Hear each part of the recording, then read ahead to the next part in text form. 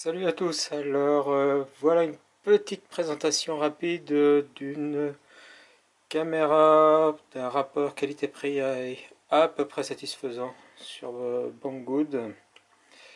Cette caméra s'appelle Baki 1080, autant dire que c'est une no-name puisque l'application V380 Pro est une application tout ce qu'il y a de plus générique pour toutes les caméras no-name, donc où il y aura peu de chances qu'il y ait des améliorations fermières et ce genre de choses. L'intérêt, c'est que ça fait quand même une caméra équipée d'un objectif 1080p, donc Full HD, en natif 2 mégapixels, mais ce qui en fait surtout quelque chose d'intéressant, c'est qu'elle est équipée de 4 LED infrarouges et 4 LED que l'on voit légèrement plus jaunes, qui sont des LED qui éclairent blanc, ce qui fait qu'on peut avoir une vision nocturne soit infrarouge, soit en lumière réelle, et puis ça peut faire un détecteur de mouvement avec lumière qui s'allume si on en a envie. Point un peu plus négatif, c'est un objectif de 4 mm, ce qui correspond à peu près 60-70 degrés de largeur, donc il n'est pas grand angle du tout. Mais vu qu'elle est motorisée dans les deux axes, eh bien on peut peut-être ne pas avoir besoin du grand angle. Autre point assez intéressant, elle est fournie avec une alimentation qui est prévue pour l'extérieur. Et s'il n'y a pas trop de vent, il n'y a pas de souci, l'eau ne va pas rentrer par-dessous, donc c'est déperlant. Et oui, ça peut parfaitement survivre dehors. A l'origine, ce boîtier était avec une prise américaine, donc l'adaptateur de R, eh ben, ça rouille. Du coup, c'est assez facile de changer le câble pour mettre une prise française et puis un peu plus longtemps qu'on y est. Je vais la brancher. On a un témoin dessous. Donc le câble se sépare en trois parties.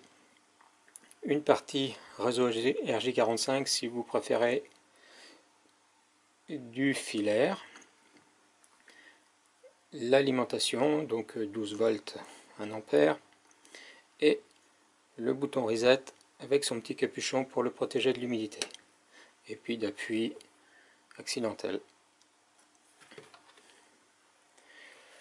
Vous trouverez dans le package un bouchon avec passage de câble pour la prise RJ45. Si vous ne passez pas de câble, eh bien vous mettez un morceau de câble ou autre chose pour boucher le trou et ça vous fera un bouchon qui évitera l'oxydation. Comme vous pouvez le voir, elle parle en anglais.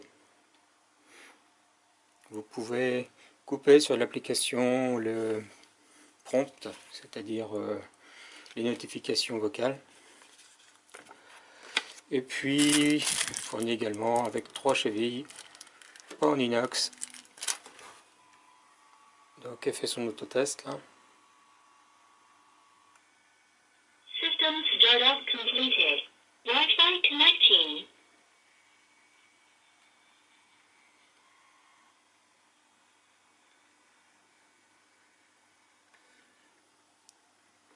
Voilà. Wi-Fi connected. Donc là, puisque je l'avais déjà connecté, elle s'est bien connectée à mon réseau. Pour ce qui est de la connexion, tout ça est très bien indiqué dans la notice en anglais. Il faudra que vous attendiez qu'elle dise Access Point Established. Bon, bah, mon accent anglais est pourri, je sais.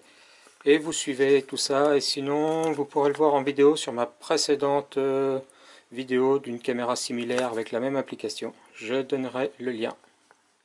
Voilà, donc l'application s'appelle bien V380 Pro, vous trouverez le QR code là-dedans, ou vous cherchez tout simplement V380 sur le store iOS ou Android.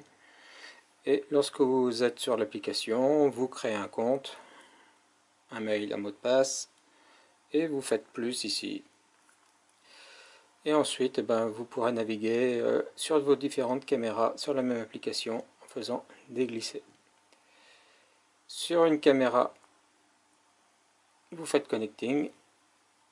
Voilà, donc on voit bien, elle est connectée. Vous avez accès ici à la motorisation. Vous avez ici accès pour prendre une photo, pour faire un enregistrement manuel, pour parler. Et la visualisation sous forme de timeline des phénomènes qui sont apparus.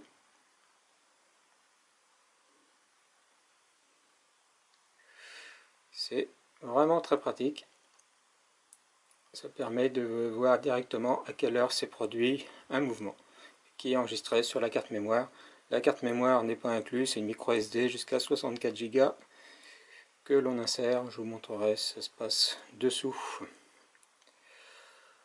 Le petit souci avec cette caméra, c'est que il n'y a vraiment pas beaucoup d'options disponibles. On peut bien sûr inverser si elle a la tête en bas. On peut choisir si on veut activer manuellement la lumière, activer de manière automatique la lumière, gérer quelques positions prédéfinies pour l'angle de vue de la caméra, les presets PTZ. Alors le motion tracking, je ne vous le conseille pas, c'est un détecteur, c'est un suivi de personnes, à vrai dire. Lorsqu'elle détecte une personne, elle va essayer de le suivre. En réalité, la caméra va un petit peu suivre n'importe quel mouvement de brin d'herbe, ce genre de choses. Donc plutôt regarder à des endroits n'importe comment. Mais vous essaierez par vous-même. Et image setting, ça c'est assez intéressant, c'est pour la vision nocturne. Soit vous avez une vision avec l'infrarouge, soit une vision avec le mode couleur, soit un mode automatique qui va s'adapter automatiquement. Je coupe la lumière d'ambiance.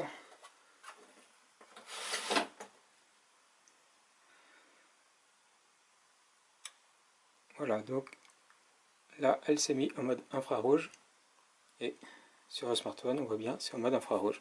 Si je mets en mode couleur, et bien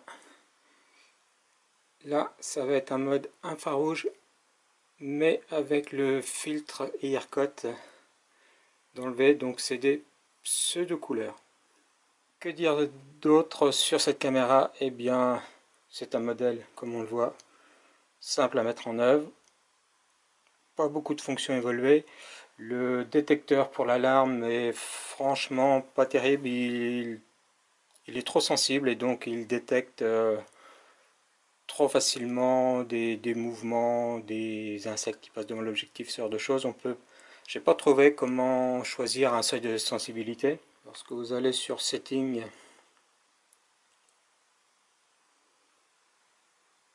donc vous pouvez choisir heureusement le fuseau horaire, choisir votre mot de passe, choisir un nom pour l'appareil, choisir l'adresse IP fixe ou mobile,